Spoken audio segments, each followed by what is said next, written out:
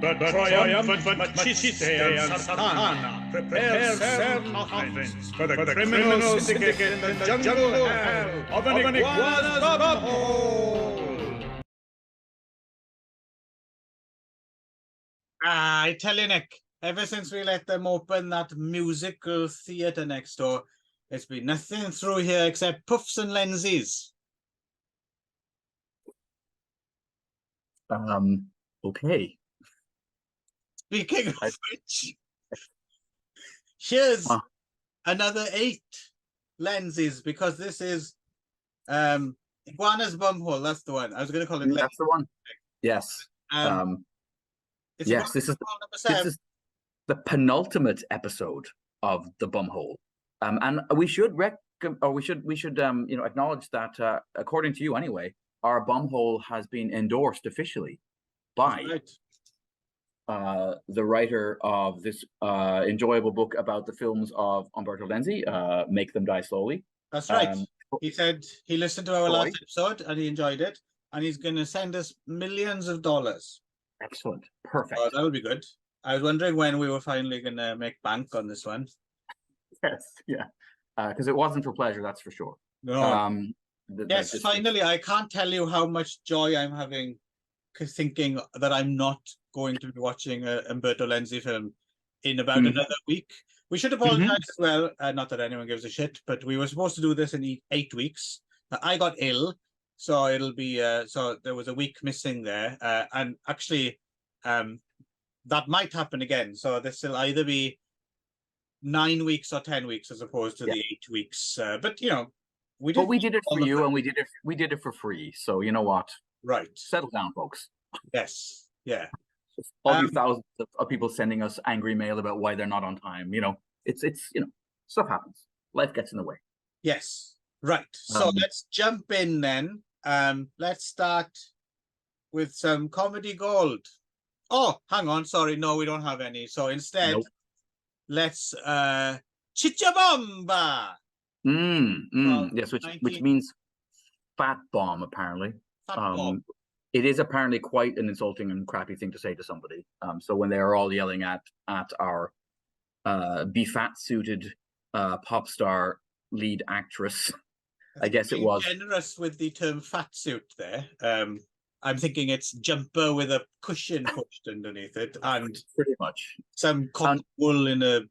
She's gone the full Marlon Brando, I guess, and stuffed something in her cheeks. But anyway, so this is a Donatella Rettore, who's in Kinski's Paganini film as well. Exactly. Yeah. So she made some great choices when it came to her what she did filmically.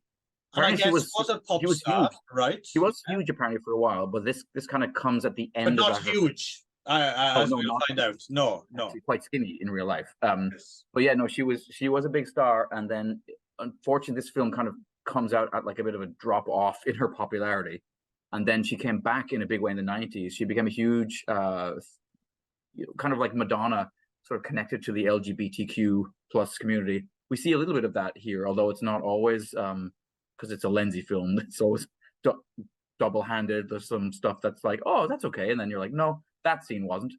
But anyway, apparently ever since she's kind of been quite famous. She's still quite famous in Italy, apparently. Right. I was interested. I found one of her songs on. Well, apparently she was kind of she did ska. Yeah, seems to have been. Which was weird. So she was kind of like, what's her face from No Doubt, Gwen Stefani. She was the Italian equivalent in the early 80s. But her dancing style was very, who Buster Bloodvessel is? Yes, yeah, of course. She kind of has this like kind of mad jumping around thing that she does that I was like, ooh. Lip up fatty girl goes to New York. Yes. That's the film I wanted to see, and they should have just cast him as Chichibomba. Yeah, except he did. Yeah, so and Suggs could have been the asshole, guy at the school. That would have been so much of a better film. So anyway, Donatella Rettore plays the Chichibomba, and not really fat something shoved up her jumper, who is living in a small Catholic town, I guess. I'm having trouble kind of remembering, to be honest. I think this She works might be recurring through the whole. It's going to happen to me when we get to the war films, which I have virtually no memory of. I remember she's a DJ. So she's a DJ at the local Catholic radio station. She's always in trouble because she says things, and she kind of has a little bit of a Christian Slater in whatever that crappy film where he played the radio. Up the volume. Oh yeah, she has a bit of a Christian Slater and Pump Up the Volume thing. You know, she takes fields calls and tells people that, you know, they're going to be all right and hang in there, buddy. But she does something. Oh yeah, she's approached by the school cool guy. She does something. Yeah, and the film ends. She's approached by the school cool guy, who says he'll go on a date with her if she gives him whatever her Latin homework or some shit, or Greek homework. Yes. And then he welches on the deal because obviously, and he makes jokes about why would I go out with a fat girl? And then it turns out she's written his homework, and it's like it's really rude and offensive, and he gets expelled. So he gets his own back on her by being really shitty, and then I mean, again, like a comedy movie, and then suddenly she's trying to gas herself with carbon monoxide poisoning, and you're like, yeah, that's Italian comedy for you. Okay. And then instead, in the process of trying to gas herself and eat chocolates at the same time, because hilarious, she gets a golden ticket. That's right. And she finds out she's got a trip to New York where she goes and meets Anita Ekberg, of all fucking people. Yeah. Who's in this film, Screaming Mimi, recently. Who is smoking hot in that. She's a bit older here, but yeah, who apparently has invented a new, or her dead husband has invented a new weight loss program that she wants to try out. So they get a bunch of insulting pictures of fatty girl in like a metal thing on her head. From the beginning, does she just randomly? Is it just a competition she's won to go to New York, right? As a tourist, isn't it? Yes. And while she's there as a tourist, Anita Ekberg sees her, and she's spotted. Like, she's perfect. She has a cushion pushed up her jumper, so that's all we have to do is just pull it out and she's thin and good looking. Yeah. Yeah, pretty much. Yeah, so then she goes through this program to endorse her weight loss thing and also becomes a pop star, right? And and sings some fucking horrible songs. Jesus Christ, there's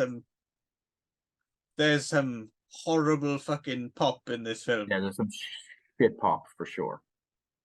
And then she has, so then she gets famous, and then she decides she's got to go back and be with the old, you know, the ugly girl. She had a little gang of like the, you know, the Uggos or whatever they were, and she's going to go back and be with one of which just has a very slightly pointy nose, so she's called Pinocchia. And then the others seem totally normal. So they go back, and it turns out when she gets back that the guy who kind of was a jerk to her was in a relationship with her sister, but now has jilted her sister to be with the mayor's daughter. So there's a whole bunch of malarkey around. They kidnap the mayor's daughter and force feed her to make her fat. Yeah. And then Rettore or whatever, Chichibomba, who's now skinny and cool, and she does this American thing where I will say that actually, because we watched this in Italian with English subs, because here that begs I love fan subbers, but like, who was like, this needs to be fan subbed? Why has nobody subbed? No, I don't think this is a fan sub. This is actually a genuine sub. This is from a DVD that got released. Really? Okay. Which is surprising because it's quite poorly done. Sometimes it's not. I mean, it's obviously better than auto translate, but it was a little. And sometimes it's confusing. I think mainly just because the humor just does it's because it's not funny. And it's not funny, but also sometimes you're just left like, what, you know? Sometimes you see the joke and it's not funny, and you realize, okay, I see what they're doing there. But there's a lot of stuff in here which is just like, I don't even know what they're doing. No. Very language based. Oh. And there's all the shit with Granny and her different budgerigars that all have racist names because of their colors. That was terrible. But anyway, she ends up managing things at the end to get her sister back together with the asshole. I was like, what? Why is that a happy ending? Where she's like, you know, pairs her sister off with the asshole, and then this guy she met when she was doing the course, he's an Englishman that she meets while doing the course. He ends up falling for her, and he shows up in Italy, and they all live he together seems after. literally just to have been cast so they can refer to him as being an Englishman in New York, because they make a whole thing about that, right? Yep. And there's also a whole thing about her when she goes back home, because they don't recognize her because she's not Chibumba anymore. She's like pretends to speak Italian in a really bad Italian accent because she's American. Yes, That's but it's very grating and annoying. That's like, it is annoying. Oh, this is not quite annoying enough. What could we do to make it like really fucking horrible? I know. Yes. Yes, let's have to speak a mishmash of broken English and Italian, but pronounced as though an American would be pronouncing honestly, it. this is Pierino is fucking Preston Sturgis level fucking comedy genius compared to Fatty Girl Goes to New York, to give it its English title. I mean, this was rough. I will admit I would actually watch Cannibal Ferox again ahead of this. Okay.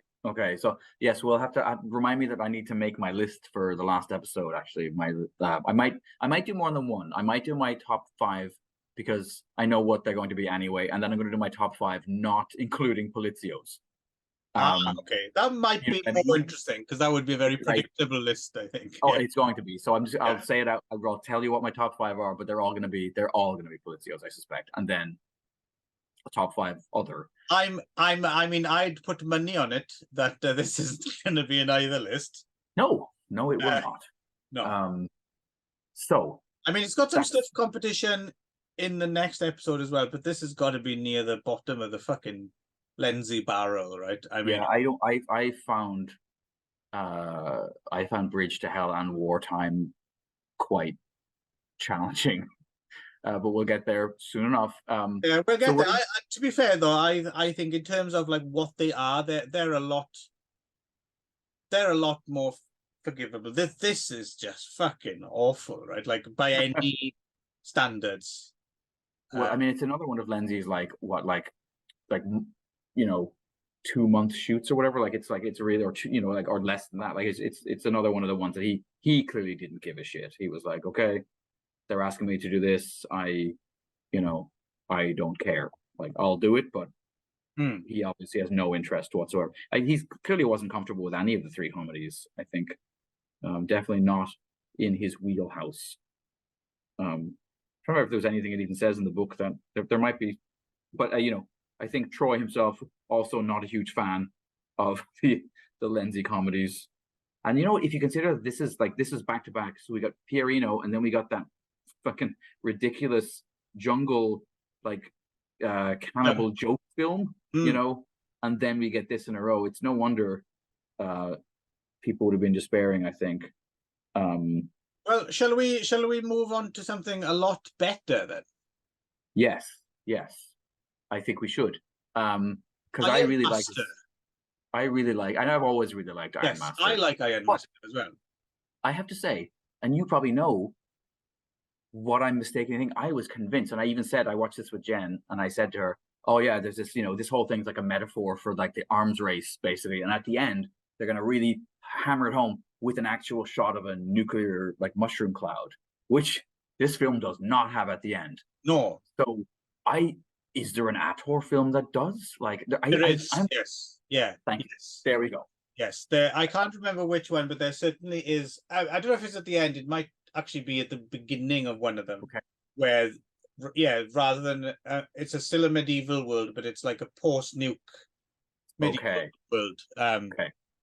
Oh, but the other thing that's behind this as well is Quest for Fire, right? I'm guessing that's because even the original Italian title, La Guerra del Ferro, is very close to the original Italian title of that film. So it's Quest for Fire, and obviously John Milius's Conan, right? But those are the 2 most obvious. I mean, it seems like splitting hairs, but I don't know. One's a bit more of a, well, yeah, I suppose they're both fantasy films, but I don't know. One seems a little bit more. It's just the oiled up muscle man stuff that seems more Yeah, that there's seems like more. fantasy action, and it's more.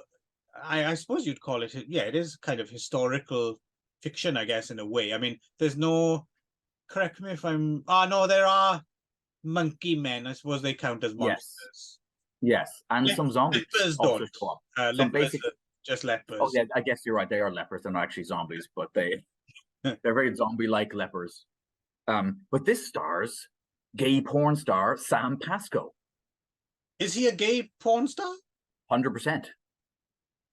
Very famous really? in that. Oh, okay. This surprised me because I was looking back at my original. I don't know how well you can see this. I was but looking this back at is my quite. original review, and I made a point of saying he doesn't seem to be in anything else ever. Can you see that? I don't know how well you can see that. Bulldog. Yeah, Yeah. like that's him. So And how that's come like- then? So was the in Europe? No, in America. He's American. So why is there no? Why is there no? If you look him up, Oh, let me look here. they have It's linked possible. his- It's possible that he might have used another name. Well, he definitely would have, because there's nothing. Sam Pasco just has IRONMASTER. Oh yeah. So you what you need to Google is Yes. Big Max and Mike Spanner. Big Max, as in several hamburgers, or someone No, called Max, Maxwell? M-A-X. Big Oh, okay. Max. And Mike Spanner. Those were his two nom de porns. And he apparently he appears briefly in Cruising, but uncredited. Oh, okay. Well, yeah, I didn't. So this is in the book, is it? This is Oh, yeah. Boy's book. Yeah. Okay. Yeah. And as I said, there's photographs here from basically like gay handout, like the largest. That bulldog thing is like a handout ad for the largest bath in San Francisco, Turk Street. Like it's, yeah, he would have been a well-known face to gay porn fans. But apparently, if you just Google him, there's actually a website devoted to the question of like, why does nobody ever talk about Sam Pasco anymore? So somebody has done some of that work for you, so you can just check that out. But that is very interesting because yes, as far as I knew, he was just a bloke who isn't in anything else. So that's that is fascinating. Well, you can sort of. I mean, he is like very Brendan Fraser-y. He's like Encino Man, but even more like cut and just about as blank and stupid looking as Brendan Fraser was in that era of his career. But it would explain why he's not a great leading man, because he's mostly just a guy who boned people. But no, I mean, he's good enough in the he looks the part. Ella. Yep, the nice barbarian, the as nice opposed caveman. to George Eastman as Wood, the bad Yes. barbarian. Yes. Who has, however, to be fair, considering he's a bad barbarian, he has learnt the art of forging iron, so he's moved civilization on quite a bit. Well, yeah, because did he skip the Bronze Age entirely? Doesn't the Bronze Age, isn't that supposed to come before the Iron Age? Well, I'm guessing that they already got some bronze stuff. Maybe. Did they? I didn't notice. Yeah. Nobody had swords, but anyway, the old days, I'm pretty sure they had bronze swords and shields before they moved on to iron. But regardless, yeah. What I love about this is, so Vood, who is also George Eastman, aka Luigi Montefiore, one of my favorite bad guys in Italian cinema, and also a great. And it's funny, this is the first time he showed up in any of Lenzi's films. He seems like the kind of face you might have expected to have seen in a Lenzi, but I guess he worked a lot with Joe D'Amato, and he's in Mario Bava's Rabid Dogs, which is my favorite of his performances. But anyway, yeah, he's an asshole. He wants to take over the tribe, and he by rights he's allowed to because he's the son of the tribe leader, but he's a total dick, and the tribe leader doesn't want to hand over the reins of power to him. So he gets in a big fight with Sam Pasco, who's our beautifully oiled and well cut nice guy hero. And then he gets turfed out. They're like, get out of here, you're done. He leaves, and then immediately like a meteorite crashes into a volcano or some shit, and like lava comes down and a bunch of iron forms into like a long club sword thing. And he's like, yes, I have discovered iron, and then he just uses it. Well, it's the arms race, right? Like he has the first nuclear weapon, and no one else has one, so he goes around cracking heads and being an asshole. And then so he comes back, he takes over the tribe, he kicks out Sam, and Issa, who's like there's like basically two girls, and again, one's bad and one's good, more or less. I quite like the bad girl. She's fun. The bad girl is Pamela Fratti, who I think if you like her, then you'll probably want to check out the film Succubus. Okay. Mondo Macabro put out not that long ago on disc. Okay. Because she's Starkers throughout in that one. So that's the film you want to see. That's a kind of an interesting little film as well, actually, Succubus. I quite like it. And then the nice girl, Elville Audrey, was in a film which I recommended to you last time, and I recommend it to you again. She's the star of that film Amazonia, the Catherine Miles story.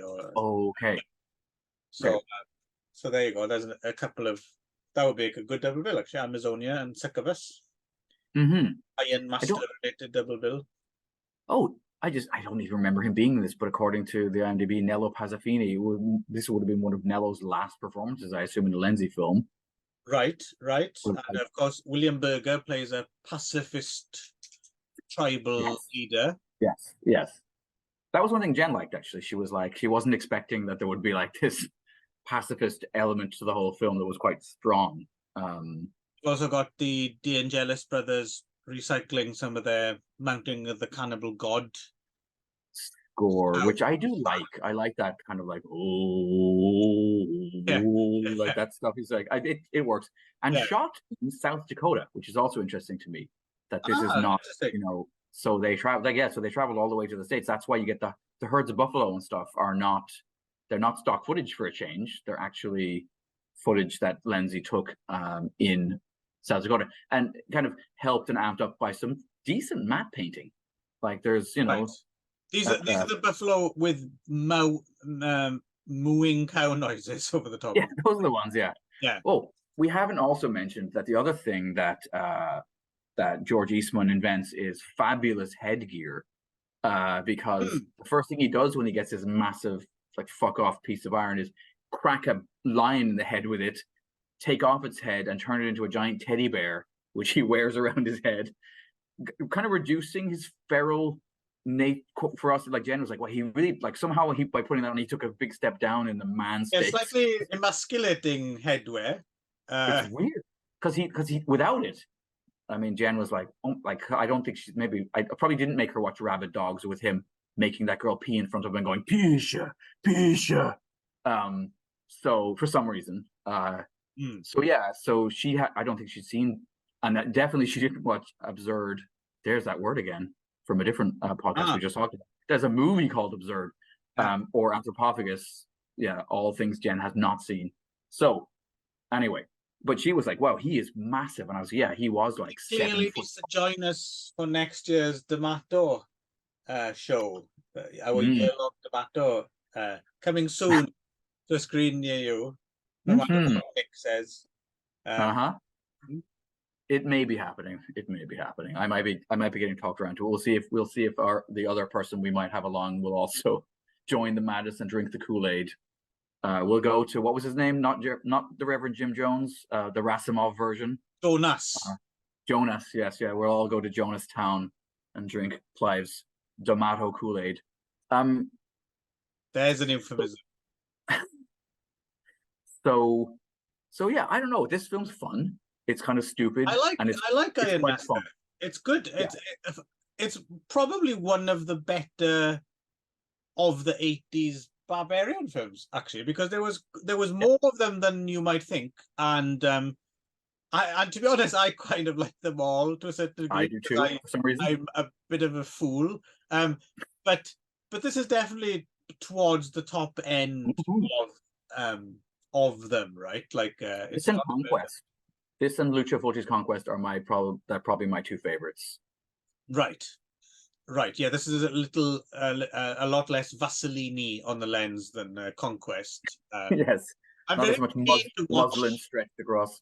I've never seen Conquest since it's come out in HD. So I would be kind of very It interested. looks very milky and very much like somebody still a stretched shiny- cheesecloth across the whole thing. It's like Excalibur as well. It's a very shiny film, isn't it? Oh, yeah, there was a brief thing, but whoever was his cinematographer at that point, like all of those films, suddenly start doing that. That era of Lenzi films, all even Contraband, his like Fulci, you mean? yeah, Fulci, sorry, yeah, even yeah, his like cop movie is like just squinting. It's like they filmed it on a really foggy day somehow. Anyway, yeah. So IRONMASTER, it's a good. Yeah, I'm gonna look across and I'm gonna stake a claim right now. It's the best of this 8, as far as I'm concerned. That's probably correct. Although we've got some fun to be had later on. Mhm. So, however, not in the form of the Wild Team from No. or AKA Thunder Squad, AKA I'm assuming this was a DVD retitling Expendables 2 Zero Heroes. So the way this makes sense, I guess, is that they were making a sequel to the Wild Geese, right? Wild Geese 2. Electric Boogaloo, yeah.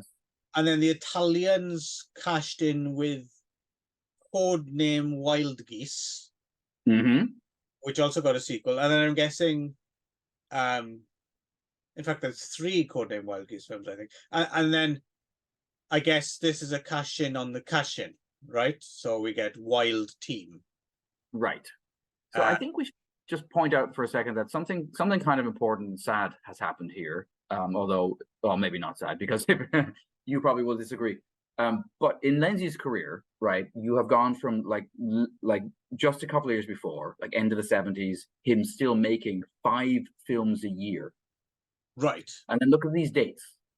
Yeah, there's definitely more gaps in there. There's a 2-year gap between IRONMASTER and Wild Team. And since basically we started this show with whatever the hell it was, the Queen of the Seas or whatever, Mary Read, he has been making 3, 4, 5 films a year. And suddenly, it does speak to the Italian film industry, right? That it was just, if you weren't doing horror films at this point, pretty much you were not getting to make films. That there was no horror and porn were kind of the only things that were going on.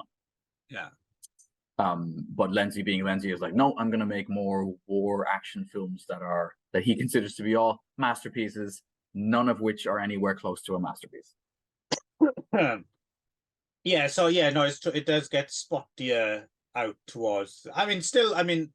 For context, that's still more prolific than your average Hollywood filmmaker, though. It's just in comparison to. We're not talking Quentin Tarantino and his 10 movies in 40 years or whatever the fuck it is. Yeah. So this one, unfortunately, stars Antonio Sabato again. Yeah, he's not at his best here, that's for sure. No.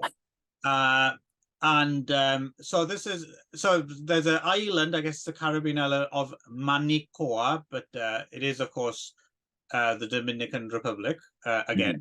Which will crop up again as well. Dominican Republic seemed to be quite a popular destination for the Italians at this point. There's quite a few things shot there. And a exiled president, as played by Franco Fantasia, who's also the assistant director, seems to have been an assistant director for Lenzi for quite a few of these films. Okay. He seems to have moved into that capacity. His son has been kidnapped. So basically, there's like it's this kind of banana republic, and there's American corporation that claim they want to reinstate the old leader because he's more. But what a surprise! A big American corporation with mining interests doesn't have the best interests of everyone. Who'd have thought it? Which again, I like seeing that stuff in exploitation films. I like seeing something a bit more political, but it doesn't really help. It's still shite. Not right. Yes. Yeah. So Yeah, so basically they send in a bunch of mercs, right? Including a female demolitions expert. Who'd have thought it, right? Yes, it's hilarious. And Antonio Sabata and So this is where it's interesting. The Vernon people that they as the asshole. Yes. the people that they cast in that, because it's quite strange to see Ivan Rasimov and Sal Borghese, who almost always played villains for Lenzi and for almost everybody else that they were in, suddenly playing like nice guys. Well, to be fair, as well, Ivan Rasimov isn't actually. So the core team, there's only 4 of them. It's Antonio, no charisma, Sabato, too much charisma. Wow. Now that's not fair. Have you seen Escape from the Bronx? He's oozing charisma all through that. Yeah, no, he is. There's no argument with that. Anyway, Sal Borghese and Julia Kent or Julia Frisch, who's also in 3 Crazy Jerks. I noticed another comedy classic from and Ivan Rasimov isn't one of the team, right? He's more like a go-between fixer. He's not one of the squad. Is he not with them when they with them? But he's like the guy he's the office guy. He's the guy getting things done. He's not in the jungle and blowing things. That's weird. I imagine that he was, but maybe I'm just hallucinating at this point. No. I made a point of writing that down. Okay. And yeah, that's they rescue the kid, and then the dad gets whacked anyway because I don't know, remember reasons, and so they call off the whole thing. Like the bad industrialist guys just decide to make a deal with the military powers that are down there anyway, and then they decide they'll just go. Yeah, they just basically dump. It's kind of like, it's a bit Rambo-y, right? Like they've dropped them behind enemy lines, and now they're not going to go in and help them, and they've got to escape their way out of this jungle themselves and across the border into the neighboring country of Libertad. You know, good name for a country, yes. The neighboring country of freedom. Right. And so, yes, they fight their way over, and then it turns out that the kid has like an uncle or some shit, I don't know, like that's like, hey, and then all happy ending for everyone except a couple of people who get killed. Well, and except for us, because we just watched it. We watched Wild Team, yes. Yes. Why did we do that thing? I still don't think it was a good idea. No, I have nothing to say about Wild Team other than I have what to say about Wild Team. Other than what a waste of Sal Borghese, Ivan Rasimov. I know you don't care if Antonio Sabato's wasted, but I kind of care. And for that matter, the great Werner. The thing is, Antonio Sabato is a waste of Antonio Sabato, is the main point. So, you know, all that skin and flesh could be used to make an entire other person called Antonio Sabato Jr.? Jimmy Pineapple. Okay. Wouldn't you much rather watch a film? I do like the sounds of Jimmy Pineapple, Clive. I'm not gonna argue there. But I was just thinking, Wild Team 2. No, hang on. I bet Werner Pokath, how the fuck you say his name, Pokath. I like him. Was super angry with Lenzi. He was like, Lenzi, you fucking tool bag.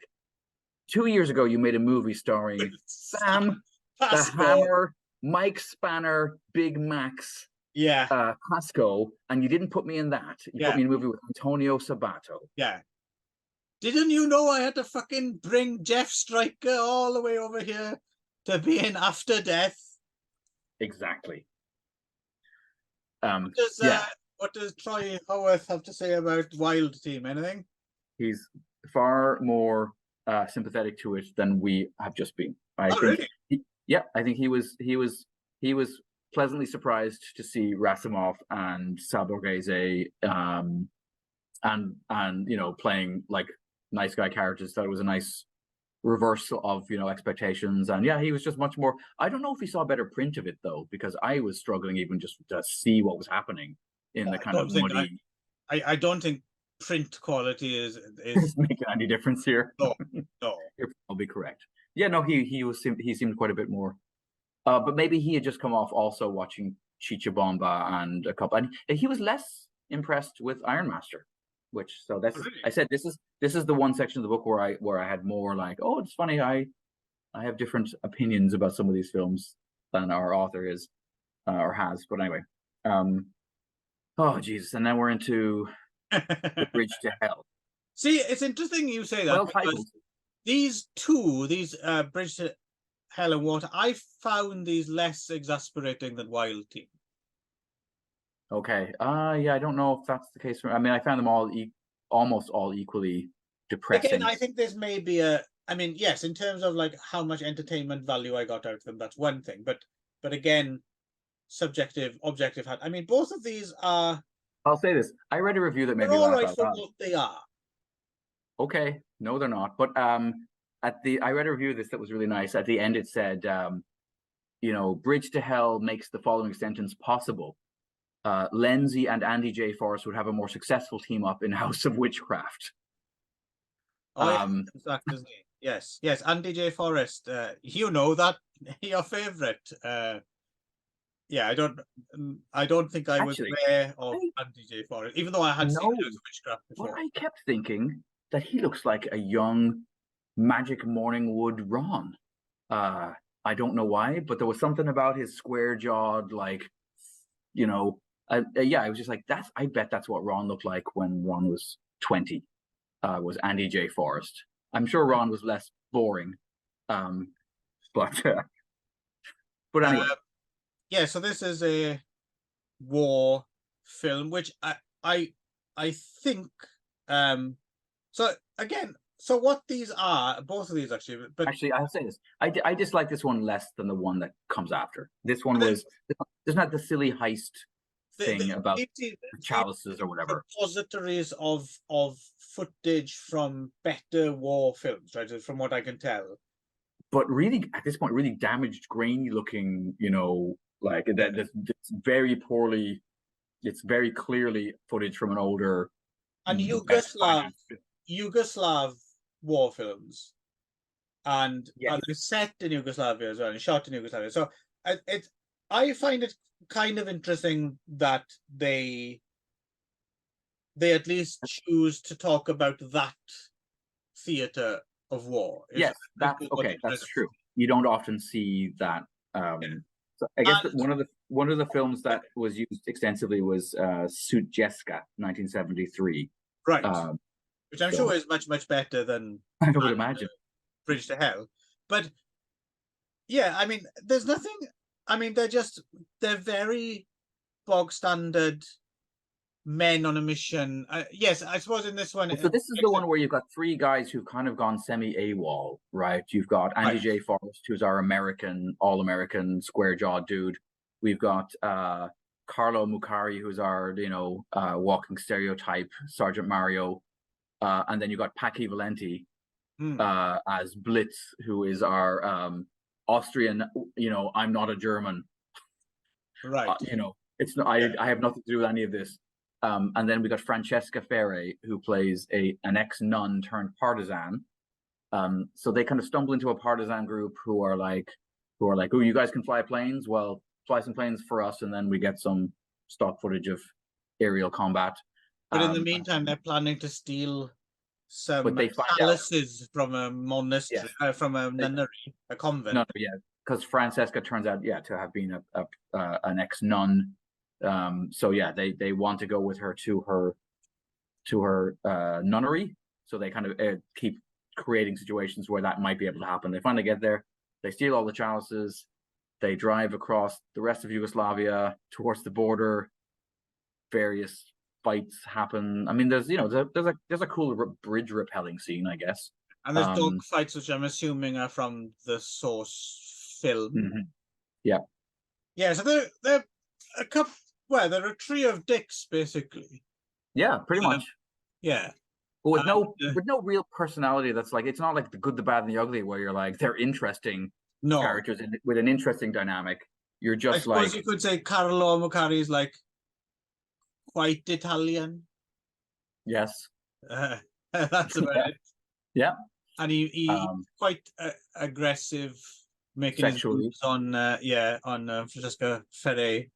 And you know, I mean, big spoiler to anyone. Franco Fantesi, assistant director again, by the way. Yeah. Big spoiler there to anyone who's really hoping that these three dicks get away with stealing a bunch of chalices during World War II. They don't.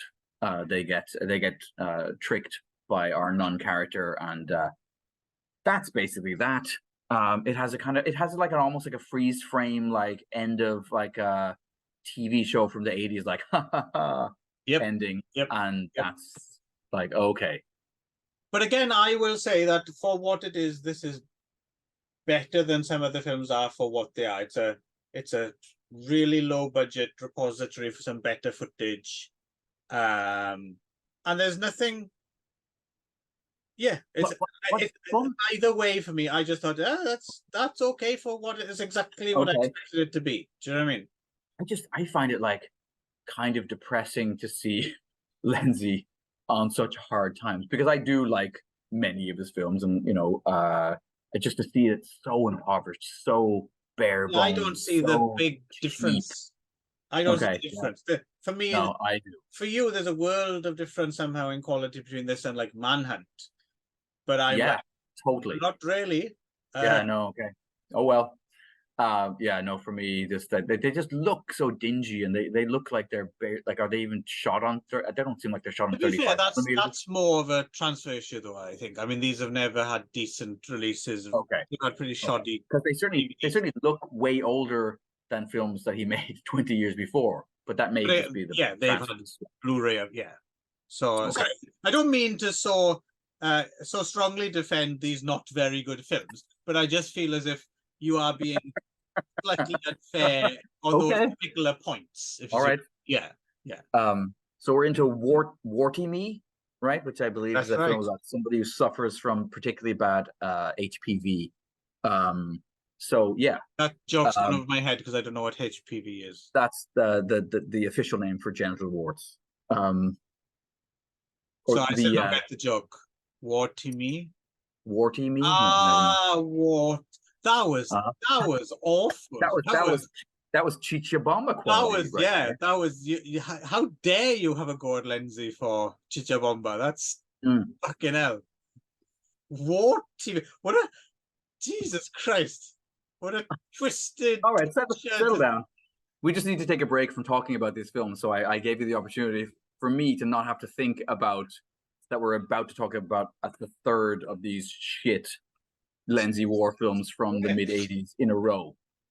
So yes, Wartime.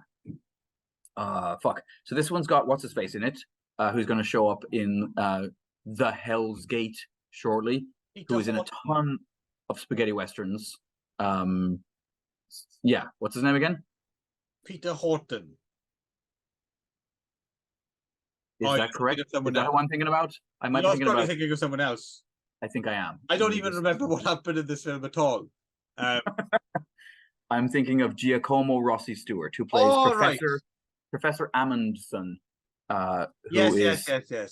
Yes, he is in this, and Werner Pochath again, which is always. Yes. I'm always quite. He's the only watchable thing about this film, I would say, is his like full Klaus Kinski, performance here is the only thing I enjoyed. What the fuck did happen here?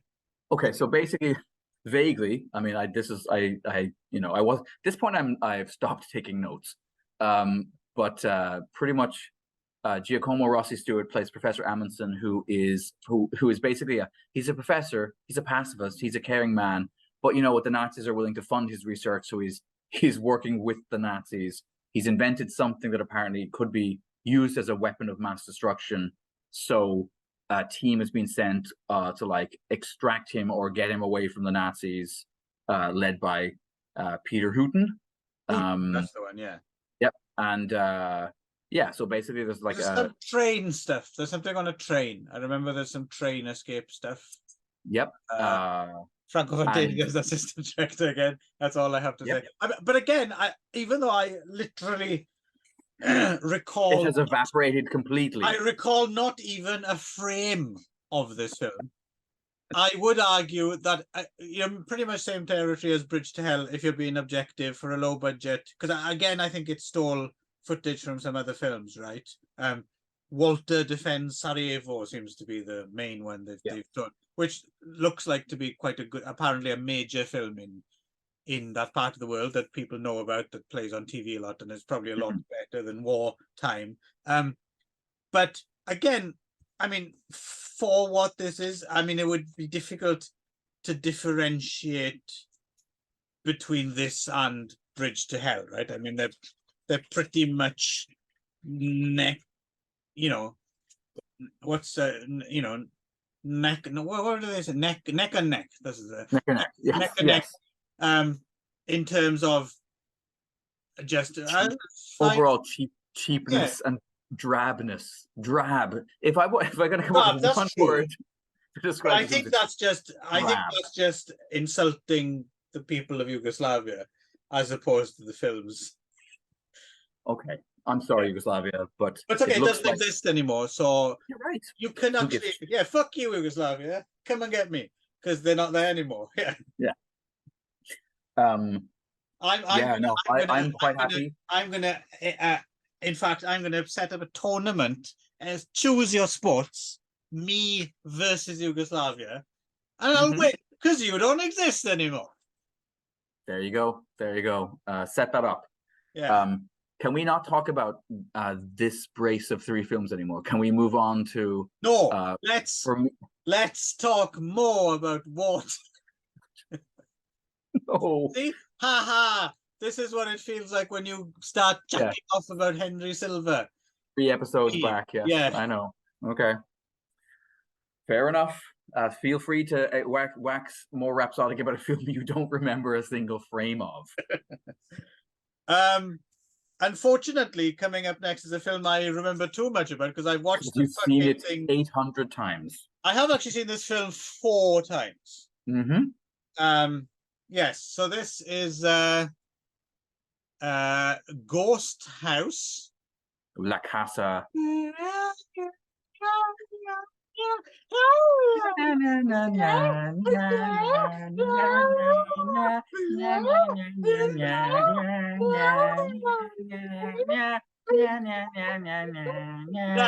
if you found that annoying, which I'll be surprised if you didn't, brace yourself. There's a lot of that. We didn't over-exaggerate. That is pretty much as irritating as it is. Yep. Let's have another few seconds. That's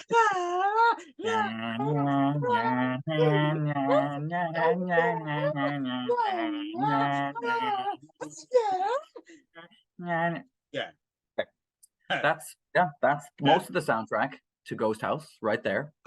Which is this, who even did the soundtrack to this? Is it because Claudio Simonetti starts doing some of this stuff around this time? Our old friend. I can only imagine if it's Claudio Simonetti if he'd had a head injury recently or something.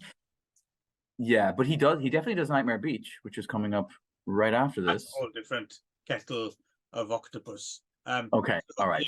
Ghost House or La Casa 3, which so interesting. Yes. In Italy, this is part of the Evil Dead franchise. Yep, it's Evil Dead 3, Army of Darkness, including yes, that soundtrack we just sang for you, and a killer clown doll.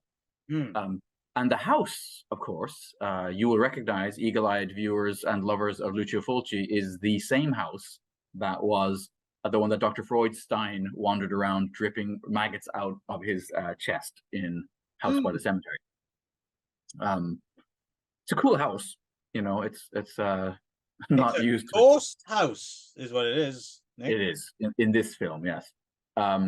So what can we say? What can we say about Greg Rhodes, who plays Paul, who is a amateur ham radio enthusiast? Who this is, you know, a couple of episodes back, I talked about an issue I had with I think it was the Tough Ones, whatever. It's the Million film that opens with him. He says he has to take a massive shit, and then immediately he's knocked out, and we never know, did he get to take his dump? In this, we get asked the question of whether Kelly LeBrock or Kim Basinger, however you say her name, is more popular in Denver. That's thrown out there, and the film never deigns to come back to it and answer who is it? Is it Kelly LeBrock? Is it Kim Basinger? People of Denver. My favorite character in this film is an asshole hitchhiker called Pepe. Pepe. who has a small skeleton hand, which he likes to whip out every now and again and frighten people with. What a dick. I mean, this character is... I like Pepe a lot. And it's funny, there's that thread, there's 3 of these characters in 3 of Lenzi's horror films. There's the eyeball one, where there's the asshole tour guide who's always like putting out little like practical joke mice and stuff, right? And scaring the ladies. And then we got Pepe with his skeleton hand. And then right after this, we have Dickhead in Nightmare Beach, constantly doing stupid pranks and pissing everybody off. I think he's the pinnacle of the of the practice, isn't he? Like he's really going for it. He gets multiple scenes. Yeah. But anyway, Ghost House. I mean, yeah, that fucking song. So this seems to be what happens in this film? So yeah, so the hammering. Wait, you've seen it 4 times, Flag. Surely you remember a frame. He gets frequencies from somewhere, and they go there, and there's some other people hanging out. I can't even remember why they're hanging out. We do sort of get a pre-credits sequence where a little girl is in her house and she's got this creepy doll, and then she murders her dad with an axe in the head. Right. A house where things seem to inflate a lot. There's a lot of inflating things that explode. Yeah, light bulbs.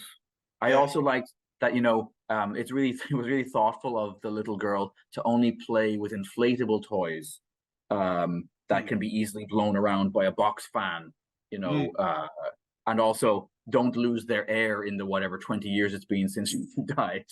They open this trunk and it's full of beach balls and inflatable rabbit things, and then fellow Irishman Donald O'Brien turns up to well, I think you'll find his name is Donald O'Brien, Clive. Donald is a misspelling that eventually he just gave up and was like, fuck it, fine, credit me as Donald. But definitely born Donald. This is post-stroke Donald, so he's walking a bit awkward. And he's not in it much. That much, yeah. Oh, he's great. I mean, I always love some Donald O'Brien. Is he a Dr. Butcher MD? Yes, he is Dr. Butcher MD. Yes, I thought so. And then he's in a bunch of old spaghetti westerns and stuff. So yes. Yes. I think the main problem with Ghost House is because on a certain level, I suppose you could argue that it delivers a certain ludicrously trashy aesthetic that I maybe should enjoy, and we'll get to when I do enjoy it with the next film, actually, although it's a slightly different thing. But I think the main problem with Ghost House is it's not a gory film, is it? No, it's not. It's not a Fulci-esque, It's a film that would have been helped immeasurably. Like if every 15-20 minutes you'd have had some exploding heads or some entrails or something. Then I can imagine me going with it a bit more. Like a boob wouldn't have hurt either. Yes, some tits would have been gone. Good, sorry. But there's none of that, and you're just left with this maddening fucking music. Jesus Christ. And I mean the leads as well, they're just so flat. Unlikable, bland. It's really boring. Feels like this is when we're into Lenzi, like it doesn't feel Italian anymore because it seems like it's all live sound recording. So that also, to me, it takes out an element of Italianness. And it's like, no, they just recorded these people actually doing their lines. Yeah, I quite like that though, because what I like about that is there's this level of inanity then with the dialogue that you can't paste over and forgive with, well, it's the dubbing. And you're like, fuck, these people are actually trying to deliver these lines. And that's kind of slightly interesting. I mean, if you're trying to look for interesting elements in this film, that's one, I suppose. I quite like seeing, in the same way as I enjoy seeing some of the Italian actors and things like Troll 2 or, manfully struggle with a language that they don't actually speak. That's kind of interesting. Does Troy Howarth have anything? I don't know if I'm pronouncing his name right, actually. Let us know. Troy, is it Howarth? What did he have anything interesting to say about Ghost House? Any behind the scenes I don't remember if there's well, I mean, there is the fact that this is a film mirage production. So this at this point, Oh yes. where the people behind the scenes was Joe D'Amato, right? Yeah, our future friend Aristide Massasese is a producer credited with the producer on this, right? He talks quite a bit about the sheer number of films that ended up becoming part of the Casa, like the in the Evil Dead series in Italy, because it goes on to like 9 parts at this point of various movies that are pulled in, and the actual movie is called House, like House and House 2, also got pulled into adjacent. So it's one of these things where there's like a crazy tree of. Well, La Casa 4, which I guess is sort of the sequel to this, is Witchery, right? Which became Ghost House 2 in the UK. That's the one with David Hasselhoff and Linda Blair, right? Right. Which I remember being not very good either. And then La Casa 5 was Beyond Darkness, which was it a Claudio Fragasso film? I think so. I don't think I saw. There's a lot of these, because the thing is, a lot of these films as well came out on video in Japan in English dubs. So when I first rocked up in Tokyo and was scouring, the last days of the video shelves, because everything was switching to DVD slowly. So it was a great time to be alive. Here you would pick up, you could pick up so many ex-VHS films going back, a couple of decades for like 100, 200 yen or something. Which I threw them all away. They're all in a fucking landfill now. And I think I did the same thing with my huge VHS. I could buy another house probably with the prices, especially the Japanese versions, right? That's on Amazon now. I don't like to think about it, but but the thing is, they were all English friendly as well, right? So so I saw all these things, and I can't tell them apart now. I can't remember if I even saw it. But yeah, all that stuff, all that film mirage stuff, and that all got good VHS, often widescreen print releases as well. James Isaac's The Horror Show from 1989 was sold in England as House 3, but then in Italy as La Casa 7. Oh, okay, so it went up to 7 at least. Yeah.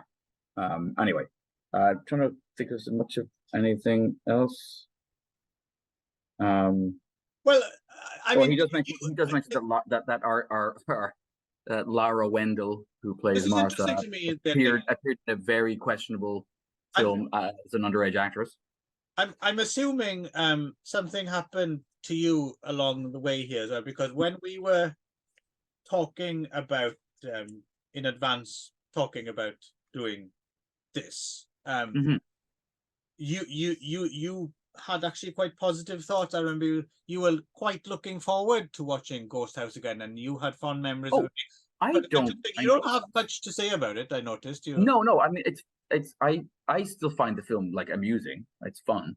It's silly. It has a great downer ending, which I always appreciate. When our hero was like run over for no reason in the street. I love Mark, the guy with the neckerchief, who falls into a gigantic soup of milk, and when the floor gives way under him for whatever reason.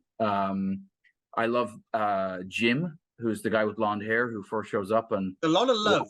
You got a lot of love to give. He's a good and Tina, the sister, who is constantly fed tranquilizers throughout the movie. They're always like, "Oh, just put her back in the like camper van and give her another tranquilizer." So, I don't know. The film is it's stupid, and it's kind of fun. But it's risible more than like, it's not a good horror film. It's more in that thing of like, this thing is funny for the wrong reasons. But I've also seen it 4 or 5 times, and I'm sure I'll see it a couple more. Oh no, I'm not sure about that. You're done. You're done with it. No, okay. Yes, but the revelation for me, that song to fade from my memory before I can even think about going anywhere near it. The revelation for me was the next one, because I hadn't seen Nightmare Beach before. Okay. I had seen this before, and I enjoyed it. Enjoyed this. I enjoyed this a lot. Yeah, see, in fact, now that I think about it, possibly this is in contention with Ironmaster for my favorite of this. Just that I to forgot. prove that I'm not just a grumpy old git who doesn't understand trash. I just require the correct dosage. Yes, I'm with you. I fully enjoyed Nightmare Beach or Welcome to Spring Break. Had you seen this before? Times. Oh yeah. Okay. I wrote about this favorably before, and I have to admit this time, I mean, it is kind of rubbish. There's no way around that. It's trash, but it's good trash. It's quite fun. I mean, it's not the weight between trashy goodness. There's not much weight between scenes that you will enjoy for various reasons, right? So yeah, no, Nightmare Beach is a lot of fun. So what's the plot of this one then, Nick? So and it's funny, apparently Lenzi hates this film. This is a film he hates so much that he tried to take his name off and credit to Harry Kirkpatrick instead, the screenwriter. Well, he claims he didn't direct it, right? The Harry Kirkpatrick title is obviously him, and maybe possibly a little bit someone called James Justice, but he claims James Justice directed the whole claims it. So it's interesting. He claimed it in an earlier interview, and then he retracted it and basically said it was work for hire, and yeah, I directed it, but like it's not mine. I had no, all those other fucking films you directed for hire, Lenzi. Exactly. And so he, I don't know why. It's like of this 8 films he directed around it, it's definitely one of the bright spots. I'm not sure what the problem he had. I'm pretty sure it was directed back to back with Primal Rage, though. Okay. Which was directed by the guy who co-wrote this one, Vittorio Rambaldi, who is the son of Carlo. Oh, Carlo. Okay. Carlo's other son, Alex, did the effects for this. Okay. Yeah, they're good. They're one of the selling points of the film. All the electricity stuff is hilarious. But apparently, so this is funny. So Lenzi claims that at the time he was sent 2 scripts. There was one that was this one, and he was like, not particularly interested. And the other one he was sent, he said, it was so good, and then I rewrote it to make it even better, and it was all about a woman. Of course he did, Umbo. Yeah, who was involved in a medical experiment, and then she turns into a tiger, and it was going to be great. And he went to America believing that was the film he was going to direct, and then at the last minute they switched the scripts and gave him Nightmare Beach, and he was like, oh, fuck this shit. And he said he didn't want to do it because he said it was exactly the same plot as my 7 Orchids, whatever the hell it was. 7 Bloodstained Orchids, yeah. Well, it does have a lot in common in terms of the reveal, right? Yeah. Yes. The killers, which you can guess immediately. Pretty much. Yeah. Yes. Yes. So yes, if you beware, viewers. If you see a former Elvis stunt double, he's the bad egg. He's the wrong one. Yeah. So what this film is basically about is a bunch of douchey kids who go down to I assume Fort Lauderdale or wherever, somewhere down in Florida, to have their spring break. Yes. As Michael Parks' character calls it, the annual migration of the idiot. That's the one. Yes. Quite a good line. Including a really straight and narrow, like, good guy football player played by Nicholas de Toff, son of Andre. Is it? Oh, yes. Oh, right. Okay, that I didn't pick up on. Interesting. And Nicholas actually has. Are you going to tell me he's a gay porn star as well? He's also, funnily enough, no. But Nicholas is, if you look, I was confused because I looked him up on IMDb and he appeared for, like, because I didn't get it. He appeared to be in stuff that I was like, wait, no, he's not in that. Like, he's not in the Obi-Wan Kenobi TV series or Live Free or Die Hard, but he's not. He's apparently a very well-respected editor. In Hollywood now. So he only did a couple of movies and then he moved over and probably for the best. He's not exactly the most, I mean, no, he's pretty flat. But he's fine. His character as well is like basically this football player, high school football player, who Screwed lost up. the game and Yeah. is still fucking brooding about it. Yeah, and his friend is a total douche nozzle. Yes, he is. Yes, Who's there to get laid and just be really pushy and obnoxious. So they're there, and there's apparently a dude on a motorbike driving around the place, electrocuting people to death. This is where it gets good, because because he's got an electric chair on the back of his bike, which is such a great trashy concept. And what I like about it is, at no point have they tried to write it in to make any sort of sense. Nope. He just rides around with an electric chair on the back of his bike. I tell you, I was getting very strong. Is his name Stuntman Mike, the character that Kurt Russell plays in Death Proof? Yes. Yeah. I was wondering if that might have been an influence on Death Proof. Actually, the guy possibly.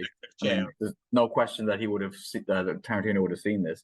But I'd forgotten, like, the movie opens with a scene actually of so Sarah Buxton plays Gail, and so her sister has been apparently, like, raped and murdered by somebody, and so the local biker gang are called the Demons, and they actually have the logo on the back of their jackets from Lamberto Bava's movie. I don't know if that was like a deliberate thing or if that was a joke, an in-joke or whatever, but anyway, the Demons. Well, I think there's also some of the Demons soundtrack, right? The Claudio Simonetti stuff is repurposed here, mixed in with some lot of cock rock, a lot of glam metal, which I quite enjoy. I mean, as within the context, head cheese goes, I was quite. And as you've known, Nick, it takes a lot to get me to do that. I would say it would, but the movie suits the movie's time period, and it's it makes sense. It's not a million miles away from the world of like a Mad Foxes or something, where you lose your mind and stuff like this becomes good. Exactly. So anyway, these guys electrocuted. He basically vows from the electric chair, like, I'll be back, and so anyway, so somebody's going around in this black leather suit with a helmet, looking like the Wraith. It turns out as well, that guy who was electrocuted, it was framed by bad cop John Saxon. Yes, right? John Saxon's last appearance for Lenzi, and like his third appearance for Lenzi as Striker. Great, that's a great name, written by an Italian writer, not an American writer. I always feel it's a bit of a shame that John Saxon didn't play assholes more often, because he's quite good at playing assholes. He's so good at playing dicks. I quite like him in this mode. Grumpy, scary shithead. Yeah. He lives in a real like piece of shit trailer as well, and like he's got a scary whatever, that pit bull kind of dog thing in there. But yeah, he's just a shit. But most importantly is, if anything, because it's kind of a giallo setup. Yeah. But basically, if anything flags for a little while, you get some sort of ludicrous, like really ridiculous kill scene involving either electrocution or someone being put in front of a blast furnace and the door until it burns their head off. And it's good. They're good, like gruesome kind of really ridiculously over the top kills. Yeah. And if that's not happening, then we'll cut to some wet t-shirt competition for a while. Or that douchebag I mentioned in the previous thing, who's doing really bad practical jokes all the time, like right out of a summer school movie or something like that. It's interesting that he's upping his game as well. So when people are getting found around town electrocuted, he switches to pretending to be electrocuted and burnt, and he's almost a bit of a red herring at one point. You can't quite figure out if he's involved, or if he's like doing it so that somebody else can steal stuff from people when they're distracted by his malarkey. But then I really liked. Go ahead. No, I was just gonna say, I forgot to say about John Saxon. John Saxon's such a nice piece of shit in this film as well. There's like a bit where he's more or less kind of admitting that he framed the leader of the Demons, and he's talking about when he died in the electric chair, and he's like basically to his friend saying he stank just like burning garbage. Yeah. I like the guy who works in. He gets murdered later on, but the guy who works in the hotel catering to the stupid kids who are there, he has the peephole, you know, and he's got the mustache. He seems like a character that should have been played by Ron Howard's brother, Clint. Like he's got a real like Clint Howard vibe about him. Liked him a lot. Well, actually, speaking of characters you like, the one character who I was sad to see die, even though it's a fun kill, I was sad to see die because I liked her so much, was the prostitute who works out of the hotel, the one who was like always pretending sleeping with guys in their 60s and 70s. I was going to college, but my parents got sick, so and it's always like some fat out of town guy in a leisure suit, like, oh well, that's a real shame. Maybe we could. And the thing is, what I like about it is she's so nice. Like even when there's never a scene you expect, like when she's seen them off, she'll go back into her room and she'll have be like, what a scumbag. No, she's like, she's like, yeah, it was great. Yeah, okay, thanks for the money. I mean, she's doing a bang up job. So I was actually quite sad to see her as a victim. I didn't want to see her die. She was one of the good ones, I think. Yes. And then don't forget, we do have Michael Parks in his like the nadir, I'm guessing, of his career. This is pre Quentin Tarantino and the rest of that. Those bits where he's suddenly like, are just not like, quick, Michael is crying, film him, I don't care why, just film him. Well, so according to Lenzi, Michael Parks is, in quotation marks, a fucking snob. Ah, is that right? He was not impressed with him at all. He was like, that guy was a dick. But apparently he was famously difficult. And it's one of the reasons his career reached the point where he was appearing in Humphrey Humbert films.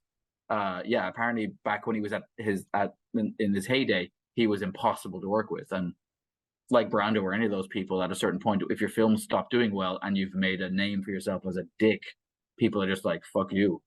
So it's interesting though to see him in this, because it's interesting to see sometimes when you see actors, because actors get into like patterns and ruts and things, right? Which it's them thinking that they're, I guess, getting better at doing something, but sometimes it's just you want to see them do something. And it's interesting, even though I'm not saying he gives a great promise or anything like that, and he's clearly he is fine though. But what's interesting is he's not doing his, well, I'm going to take a long pause here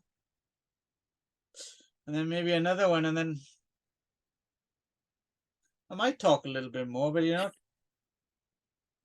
not sure if I'm going to, the Michael Parks thing. He's not doing that here. He's not even bothering doing that. So it's kind of interesting to see him not doing that, because it just reminds you, like, oh yeah, these people, if you shake them up, or if they're at the end of their tether, or if they don't give a shit, they can do something else, right? Yes. No, totally.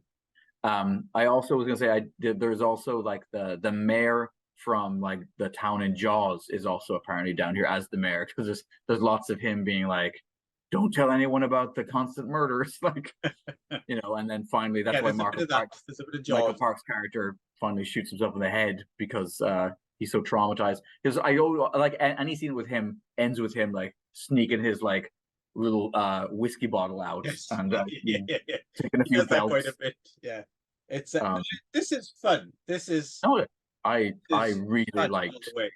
I really liked Nightmare Beach, and I was surprised this late in Lenzi's career. I wasn't sure that there was going to be anything that I would. Yeah, I mean, I don't know how much hope you should hold out for it happening again, but these last 8, I don't know. I've never seen Black Demons before. Maybe I'll be pleasantly surprised.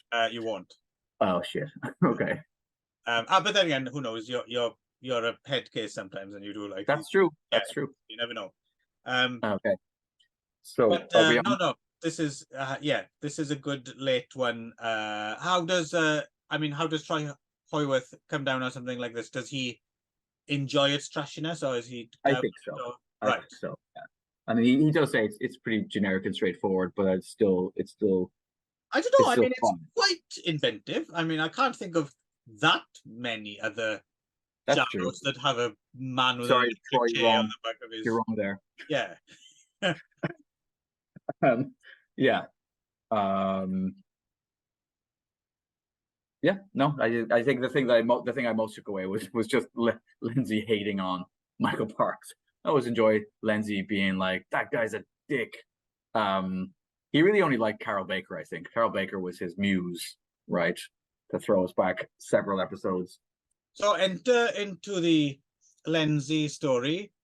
Mrs. Lenzi, Olga Peha, who write quite a few of her husband's last few films, right? I think the first one she's credited on as a writer along with hubby. And this is The Hell's Gate, or Gates of Hell, or Le Porte del Inferno. And here's one. I mean, I hadn't seen. Had you seen this one before? No, it's brand new to me. Well, I get the feeling this is one, for whatever reason, because I mentioned earlier how basically all this stuff ended up on video around the world, and including in Japan. But this is one, it might have come out here, I don't know, but I get the feeling this is one that was lesser seen. Like, well, it was made for TV distribution. Is this one made for TV? Yeah, this is part of the series of made for TV, as far as I know, made for TV films. There's a Where series are of you these. getting that from? Does Troy Hoyworth say that? Pretty sure. Let me check just in case I'm wrong. Because as far as I've always been aware, Yep. there's the 4 house ones. Those are the 4 made for TV ones. 2 by Fulci, 2 by Lenzi. And Go on. Maybe you're right. Maybe I'm wrong. Because those definitely were. But yeah, I don't think this is. Although it seems as if it might have been, but I've never seen this referred to. I'm pretty sure this is shot on 16 mil, which is often a sign that something's been made for TV rather than. Right. And I mean, honestly, at this point, wartime. A lot of these things are going straight to video now as well for Lenzi. So that's another kind of a bit of a blow to his ego. Yeah. Is that his? But I don't think this is one of that series though. The House series. I don't think so. And also I get the feeling it's one of the ones like, so back in the day, places like Midnight Video and other grey market. You're right. So you're right. It wasn't. This one is not one of the ones that was made. In those days, I get the feeling like all that other stuff you could buy, and they'd be sourced from the Japanese VHS or the Dutch VHS or whatever. But I get the feeling was Hell's Gate isn't one that would turn up, or it would turn up later when people were going out of their way to fill in the gaps of things. So I get the feeling Hell's Gate is a lesser seen Lenzi, I think. And when it began, I was quite looking for. I was like, oh, hang on, this looks like it has potential. It's got atmosphere. This could be fun. But it's not, is it, Nick? No. It's a lot of people wandering around in a cave. How about you though? Did you feel some promise to begin with this one? A little bit, partly because Giacomo Stewart, Rossi in his last film. Stewart, yeah.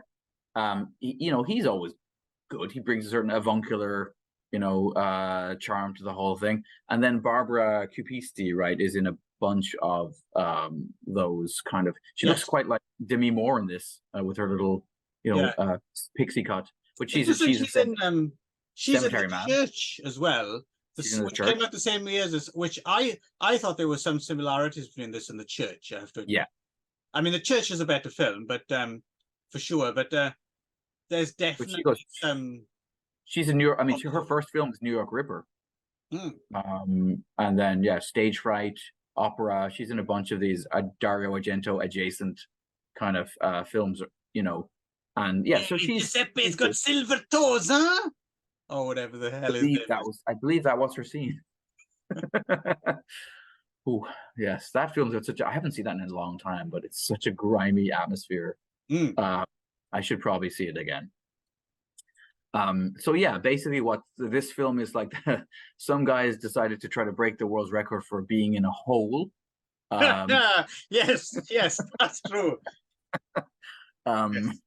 Is the basic premise here, and so he's got a bunch of people outside monitoring. But it seems quite. It seems quite. It's not like someone sitting on top of a flagpole or done. No. It's not like a It seems quite scientific. Like I'm not quite sure what these.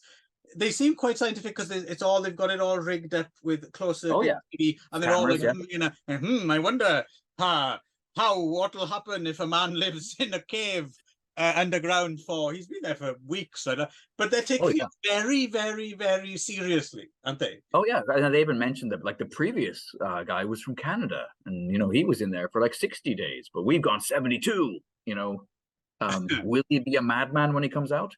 So basically, they get a bit of almost a ghost housey kind of thing goes on where they're talking to him, and suddenly he starts freaking out down there. The cameras go blank. He gets cut off, and they're like, "Oh shit, we're gonna have to go into the hole now, and pull him out, rescue him."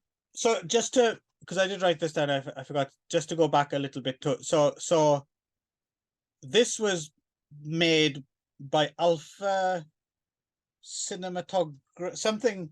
I can't read my old writing. Alpha. But, so these were the same people who made the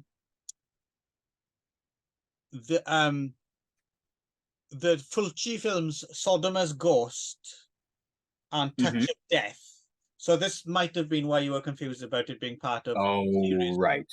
And then that Bianchi movie, The Murder Secret, and something called Escape from Death, which I'm not saying, but I think that, because it isn't footage from The Murder Secret in A Touch of Death, or there's footage from all three that end up Cat in the Brain. Cat in the Brain is the one that uses stuff, and apparently the guy who produced all of these was Alfieri. He was really angry because Fulci had welched on, like he'd made one film or whatever, but he was contracted to do more than that, and then basically he walked away from the thing, and then took footage from not just his own film but from other films from the thing to create the Cat in the Brain madness. And so yeah, he was. It's funny enough, he didn't take anything from Lenzi's films because they I guess they were still friends. Like Fulci and Lenzi were actually in them to take. That also could have been it. But yeah. Anyway. Hey, come on, Lucy! I give you this scene from a fatty girl in New York. It's a funny scene. I'm good. Thanks, Umberto. Regards to your wife.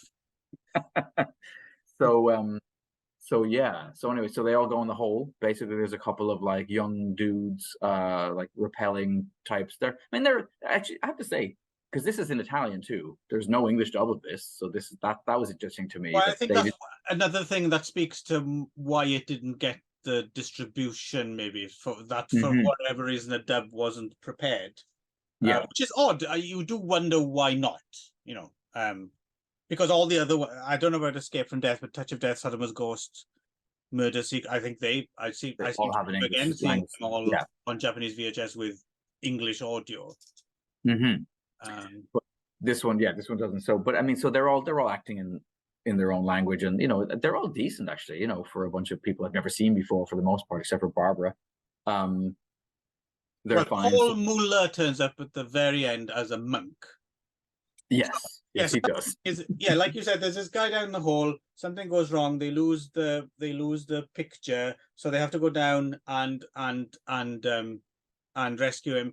Meanwhile, they bump into this woman who's interested in a nearby 13th century Benedictine abbey, which turns out to have been cursed. It's got some kind of 700-year-old curse, and wow, wouldn't you know it? That's just when they're going down there. So some people get killed. There's like an axe in the head, and there's some other things which, again, no gore, unfortunately, which is a big letdown for sure. One of the big missing pieces. There's just some tarantulas, and also it felt like it got repetitive. Like there was a point at which you were like, no, you've already. No, but I mean, but specifically, if you're gonna do a movie that's kind of like this, kind of like we're gonna kill off these characters in different ways, and then you start reusing ways we've already seen. Yeah. Like no, it has to be different each time. Otherwise, agreed. That's bad filmmaking. Because that's the thing. If it was, if they had a good gory kill every time, and there's all sorts of things you could have. Things land on people and impaled on all sorts of things. Totally. This could, and again, I mentioned the church similarities. This could have been good, and this is what I was expecting from the beginning. I was hoping when it would rev up, I was thinking it would be fun in a Demons kind of vein, right? You just crank up the metal and get some gory kills in there, and make it as ludicrous as you possibly can, and then tack on oh no, actually the whole world is gone to hell ending, freeze frame. Job's a good one. You've done it. But they don't do that here, unfortunately. No, although we do get a retread of the ending of Nightmare City. Which is something which will recur. This is something Lenzi was obviously very fond of. But did you feel at all early on, when there was still hope, did you feel that that there was that slight Demons that it might, totally. And also, it's a little bit of, because once we get monks involved, your mind goes to the Blind Dead as well. So there's all kinds of stuff you can do with that this film resolutely does not do. In fact, just mostly uses the spiders in place of the actual monks. We don't see them. We hardly see them at all. And it's really badly done. I mean, like the tarantulas, for whatever reason, it was like 5 minutes of footage of just tarantulas. And filmed in isolation, to the point that like a main sequence supposed to be an exciting set piece where tarantulas are encroaching on someone, and they're like, oh, a tarantula, oh, a tarantula. And the thing is, but there's no start until far too late, until you've already become bored. There's no establishing shot of all the tarantulas. So at first I just thought, oh, they've only got one tarantula. And they just film it by itself. And that's not scary, really. One tarantula very slowly crawling towards you. And then eventually there's a slight wide shot, and there's like, but even then you don't see loads of them. You see like at most 3 very, very slowly coming towards you. It's odd. It's like Lenzi, because the thing is, from the beginning, what we've said about this is, no matter what else we'd say about him, Lenzi, the thing Lenzi can do is turn his hand to anything, at least in a very nuts and bolts, get it done kind of way. But at this point, it's almost as if he's forgotten how to do things. Like once upon a time, he would have filmed a pretty good tarantulas creeping up on your set piece. But he's forgot how to do it or something, or is for some reason is scuppered in some way and is unable to deliver it. So this ends up, I mean, this was pretty fucking boring. Yeah. I mean, very, very boring. A lot of the promise at the beginning that I maybe foolishly had, squandered pretty quickly. I mean, really boring. I mean, for me, you were talking about Wartime or Bridge to Hell. They were thrill rides compared to this. I do want to jump back to that, actually. The thing that I just remember those films, just for a second, is that the other thing that was massively disappointing to me was both of those films were scored by Fabio Frizzi, who, right? Yeah, I know. And I didn't hear any kind of like, zombie type of like, nothing. Nothing memorable at all. Yeah, they're gone out of your head. And all I remember was that the music seemed incongruous in the Yugoslavian war films because it sounded too Casio synthy. I was like, this doesn't fit the time period at all. And then, you'd think he would give us a decent score to a horror film, and no. Nothing much good to say about this, except that we do have another heroic ham radio operator. So that's 2 now, Lenzi. Thanks. Yeah, you collecting them. Yeah. I'm hoping one's going to show up in Black Demons at this point. Put together a film festival. Yes, films with ham radio operators dealing with forces of darkness. And then you can play that fall song, New Face in Hell. Right. Not I'm into CB. No, I like New Face in Hell because it's got basically someone playing a comb and paper solo, right? Oh yes. That's a great song. And plus it goes on. It's one of those great repetitive ones as well, isn't it? It's like one of the really good repetitive fall songs. I think it's like 6 minutes long or something, right? Yeah. Anyway, all right. So we have 8 more of these to do then, yes? Yeah, I got stuck. And you got a couple of them done. I got 5 left. I'm already looking forward to the cool, clear, non-Lenzi waters awaiting me once we emerge from the cave, much like the cave of Hell's Gate. Right. Yes. Yeah. I've already started watching non-Lenzi things. I tell you, Nick, it's a pleasure. Like, wait until you watch your first non-Lenzi film. You'll be like, as you leave the hole and you're like blinded by the. It could be almost anything. It could be, it could be almost anything. It doesn't make a difference. It's just not a Lenzi film. Not to rag on Lenzi, but just we've been down this hole a long time now. It is true. Yes. It is true, and that there's a severe law of diminishing returns for me with this man's catalog. Right. Although we did get Nightmare Beach and IRONMASTER. Thank you. Which actually, thank you, Lenzi. 2 is pretty good. That's a quarter. Yeah. And for you, some of the earlier ones, that may have been as much as you got. I got more out of some of the earlier sets. I suspect the hit rate's going to be lower for this last. So, yeah, Gambate. We got one final stretch. You resorted to eating your own puke and drinking your own piss to survive, but you will reach that summit, Nick. Okay. Yes. Okay, so just remind me that I need to make my list of my top 5 Lenzis and then my top 5 ones that aren't just the, Thomas Million. Well, a challenge might be as well. Bottom 5. What are the? Oh yes, let's do it. What would be if you were programming a loop for your worst enemy in hell? In hell, yeah. What am I gonna do? Well, we could just use the music from Ghost House and just not worry about showing any films at all. Just show that, run that over and over and over and over again. Or basically the equivalent of rewatching Ghost House. Yeah. Right. That's enough, I think. Let us go and live our lives, Clive. Yes. Let's live lives free. Yes. From chains. Without Umberto Lenzi. Let's see if we can do it. Until next time. The triumphant Machiste and Satana prepare their coffins for the criminal syndicate in the jungle hell of an iguana's bumhole.